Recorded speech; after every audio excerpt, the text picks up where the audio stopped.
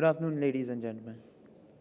It's a very humbling experience for me to speak to this august gathering today, and I'm grateful to India Today Conclave for inviting me to speak on the topic Bright Young Things Business, How to Power India's Future. 20 years from now, we will be more disappointed by the things that we didn't do than by the ones we did. So throw off the bowlines, sail away from the safe harbors, catch the trade winds in your sail, explore, dream, discover. We must fall in love with what we do, because being an entrepreneur is a lot of hard work and overcoming a lot of adversity. From that love will come the dedication that will get us out of bed at 4 a.m. because of a great idea we had, and get to work till 11 p.m. and not feel tired. Let me tell you a short story of my personal experience. In 1994, team of Adani Group went to Mundra, which was barren land in Kutch, to build a port. In 1995, we started construction at Mundra Port. 1998, we started operations at Mundra. 2002, Mundra was connected to the Indian Railways network, first 63 kilometers railway line to be constructed by a private player in India. 2011, we commissioned world's largest coal import terminal in Mundra. 2012, Mundra became the fourth largest port in India with 65 million tons of handling. 2013, Mundra right now is the second largest port in India with 80 million tons of handling. In this journey of 19 years, starting from zero, we have been able to achieve a top line of 2,500 crores, EBITDA of 1,500 crores, and a market cap of 30,000 crores. This is entrepreneurship. When we went to Mundra in 1994, we did not have the vision or the planning to build one of the largest and most advanced port in the country. According to me, entrepreneurship is not only about vision and planning.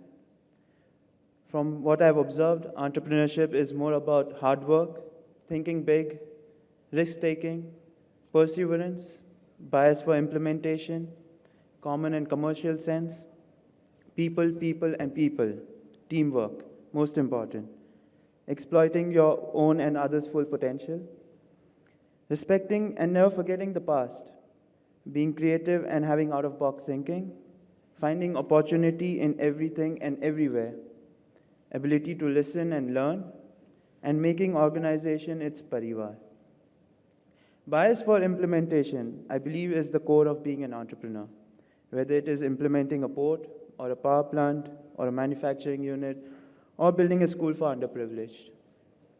The pleasure of implementing an idea and making sure that it becomes a reality and a success is what drives an entrepreneur, and that is where they derive absolute pleasure. Today's youth is probably losing out that cutting edge of implementation. I wish our young generation and youth would not forget that the smallest implemented idea is far more valuable than the thought that remains in mind. As a country, we have done exceeding well in the areas of information technology and communication. Probably these sectors are the biggest job creators in the recent times. However, sometimes I feel that it is also impacting the young generation's ability to work hard for creating core infrastructure, be it roads, bridges, power plants, airports, seaports, etc. For any country's sustainability and growth, core infrastructure is most important, as it facilitates and supports other sectors like manufacturing, service, and agriculture. Without infrastructure in place, we will not be able to grow what we dream of. The youth needs a sense of purpose and ownership with the country. By working in these core sectors, they are putting nation before self. Thus, a country we need to have the policy supporting the infrastructure growth, and young generation must look at these sectors to make sure that the solid steps are taken towards building strong and developed country. The journey will be slow, but real, and I'm pretty sure that there is no shortcut to this. If India wants to achieve status of superpower in coming years, I believe that there are 5 areas that we need to concentrate on. 1, core infrastructure. We need to have the best-in-class seaports, airports, roads, cities, housing, This will not only boost the economy, but will also help in supporting other sectors. By reducing our logistics cost and having access to cheap and uninterrupted power, we will be able to make products which will not only be cost competitive in local market, but also in global market.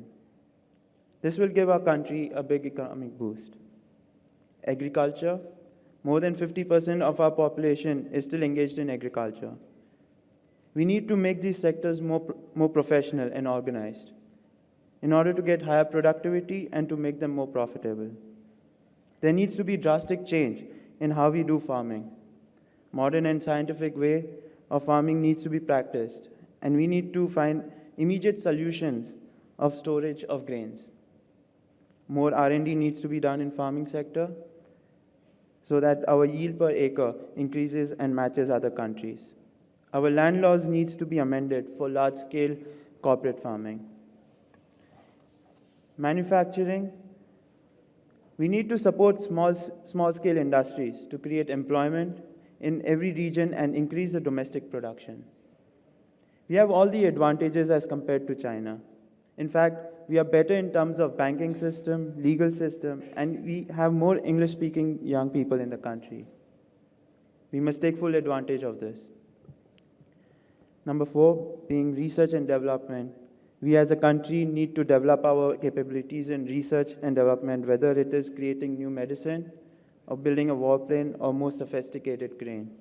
In this day and age, knowledge and technology is power. And number 5, being social infrastructure. The growth has to be inclusive. Our biggest problem is primary education, primary healthcare, last mile connectivity for roads, drainage, power, and waste management. We have to come out with very innovative solution to implement these projects, especially in rural areas.